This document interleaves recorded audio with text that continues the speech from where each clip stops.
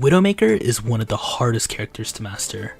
Raw aim is king to Widowmaker players, but today I'm going to show you how good positioning, crosshair placement, and essentially understanding where the enemy will come from can take you up to the next level.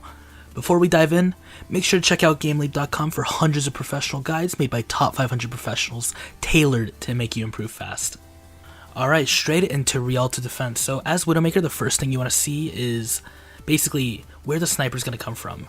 The sniper likes to peek the top right here, so we're going to go ahead and keep an eye on it, and because of that we already had the peeker's advantage and get the free pick on the Ash. Now I dropped down here because I don't know if they have a Widowmaker or like a second sniper that can counter me, so we're going to play right behind the Rhine Shield, just play safe. I also get a pick on the Zarya, and basically we're just going to wait to see what the rest of their team comp is. And now we see the Widow. And so we're going to respect the Widow a little bit until the Rhine pulls out the shield again, because when the Rhine pulls out the shield we have safety. So we're basically just allowed to go ahead and just peek for free, and because of that we also get the Widowmaker. And some of you guys might be wondering why I dropped off of high ground once I killed the Ash, and that's because, like I said, I didn't know if they had another sniper, and so when I killed that Ash, the Ash could have told the other person like where I was and just kill me.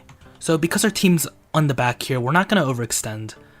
And so we're going to play generally behind the Reinhardt here, not go for any risky flanks that could get us picked off. So at this point, our front line's getting dove, so we're going to go ahead and retreat back to our previous high ground. So guys, always have a plan to where you're going to retreat to as Widowmaker. Because when your front line gets dove like that, you always need like some sort of high ground or something to go ahead and retreat to so you can get even further picks, and at the same time not get anybody to go and insta-kill you. So we go ahead and get the ham in there because of our positioning, and because we won the fight, we're going to go ahead and move up yet again. So we're going to keep playing behind Ryan's shield and get the free pick on Ashe. Now the reason why I said that Ashe was a really free pick was because Ashe was jumping, and when anybody's jumping in Overwatch, they're locked in a fixed like trajectory, so you can really take advantage of that when you're playing hit scan to just click some easy heads. And here we're going to pop our ultimate because basically they don't have a shield tank and they're also out in the open and they're forced to come out into the open. So we're going to go ahead and get some free picks.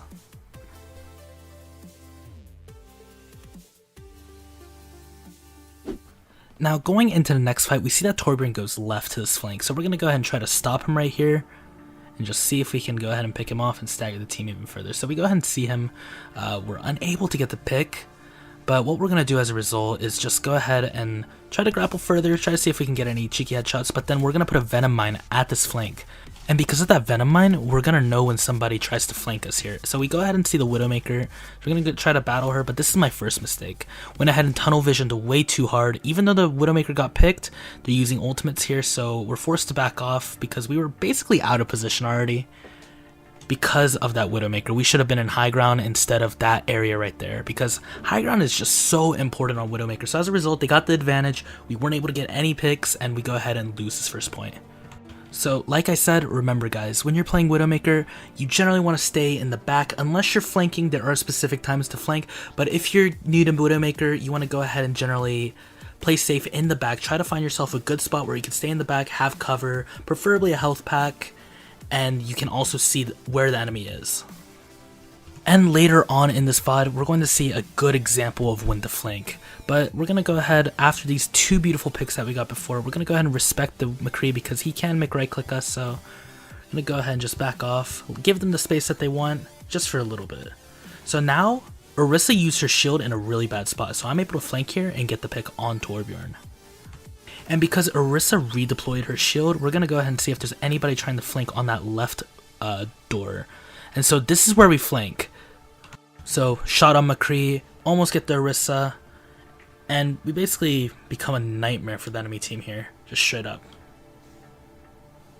And now we were able to really do this because Orisa used ultimate. That means the enemy is going to be pressured to go in. So we ultimately capitalized on the fact that the enemy was really focused on getting our front line like out so they could push in. So because of that, they didn't really expect the Widowmaker to just go ahead and just take out their whole entire backline. And that ultimately crumbled their push. So because they have an Orisa, we know they're going to push super slow. They're going to go ahead and just use their shield little by little with the threat of me over here. So we're going to basically keep them here for as long as we can. So that's why we're playing up here, just really preventing the enemy team from coming in with Orisa and just really abusing Orisa's mobility.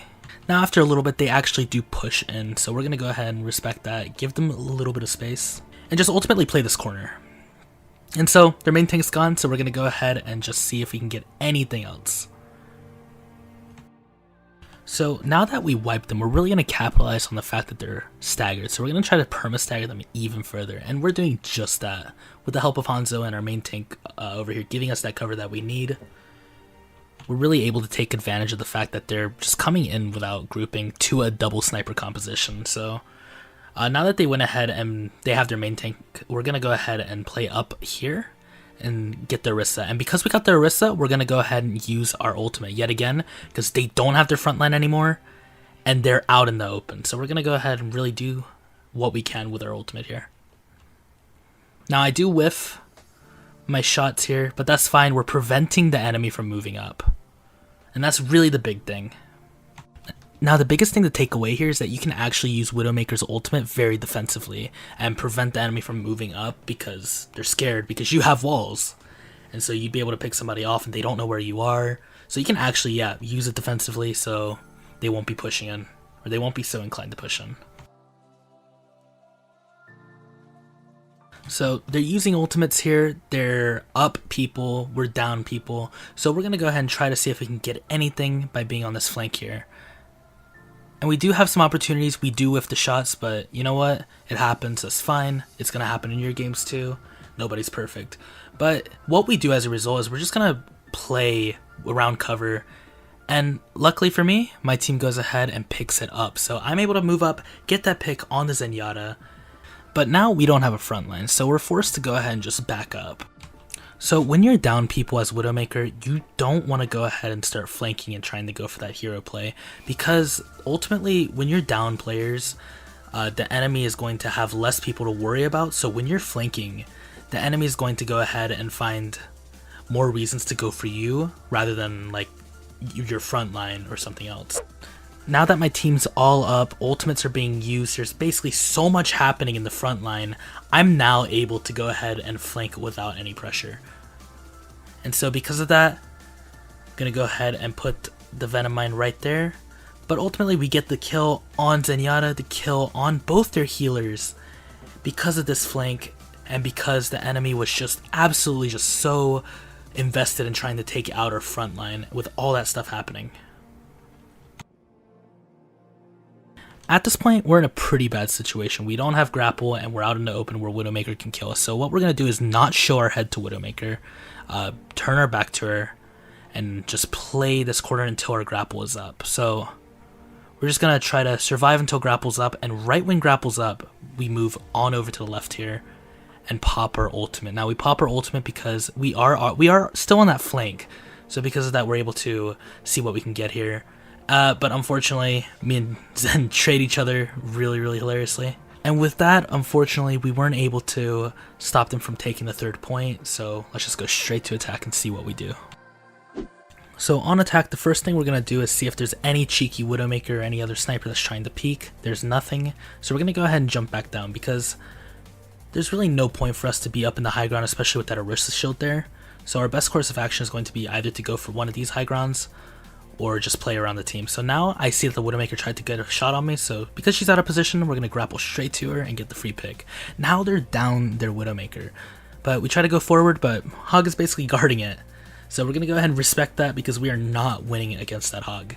So we're keeping out of his hook range, but at the same time we're seeing if there's any supports or something that's going to be like trying to back up so we can get a free pick on them, but none was shown. But here we got the main tank. Now this is huge because they don't have any front line. We basically shattered their front line because we killed the rest. So I'm screaming to my team, go in, their main tank is dead. So because of that, we're playing super aggro at this point. We're going to go ahead and duel out this Widowmaker. She survives with 1 health, absolutely destroys me. But we're going to get the sick revive because this Widowmaker goes ahead and whiffs quite the shots. Going to take that to our advantage, contest that high ground where she's at, and just finish her off. Now that we have high ground advantage, we're able to get a pick on Torbjorn, basically whatever else they have. Now they're focused on us, so we go ahead and die again. Going straight into the next push, we have the range advantage, so we're going to go ahead and get that free pick on the turret. But now Sombra is going to EMP, so we're going to really take that to our advantage, focus the Zenyatta, and get the Torbjorn as well. And at this point, we know that there's a Widowmaker behind us, so we're going to go ahead and contest her as well. So after we try to get the Moira, Widowmaker